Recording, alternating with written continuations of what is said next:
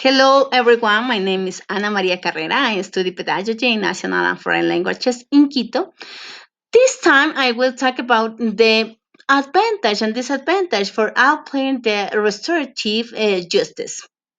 In first place, I would like to talk about the main objective of restorative justice, according to Dr. Jaime Andrade, whom I interviewed and told us that it is the reparation of the victim because it deals with damage caused by offense and also reintegration of the victim and offender because we want a future with fewer crimes and which we can live in place and harmony. This this sounds like a real bonus, right?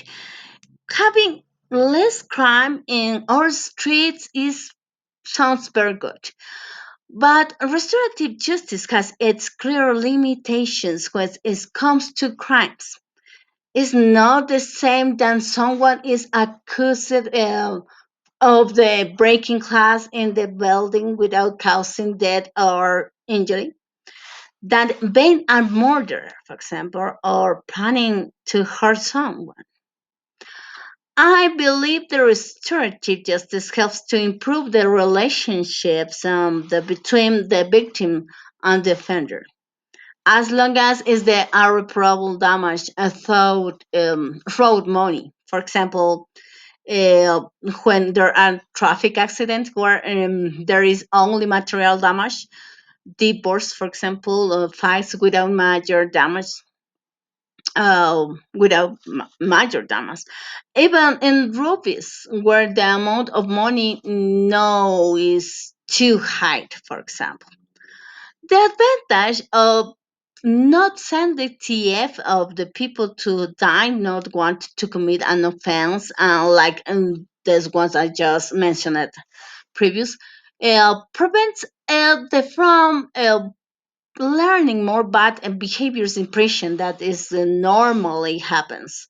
Many times the people who were only taken go to jail for a moment of anger, but inside the prison they learn to commit a crime, another crime, a new crime, and that is an armed society to society. Uh, um, Society, excuse me.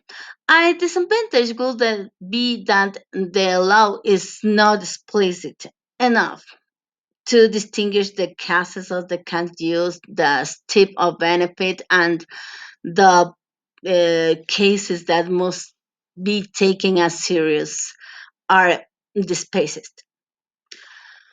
But in Ecuador, there is still much to work to on a restorative law. And these are clear disadvantages in our country.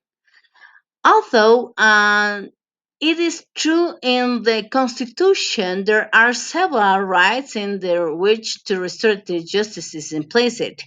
It's necessary to create articles in the law that clarify the circumstances so that and there are no doubts. To conclude, it's necessary to remember that restorative justice does not seek to replace traditional justice, but rather to complement it and work together, being an alternative for different types of crimes, such as those already mentioned. And the efforts and concentration of ordinary justice are focused on crimes considered more serious, thus streamlining the judicial system. For this reason, it is necessary to have this type of law to improve in our justice. Thank you for your attention.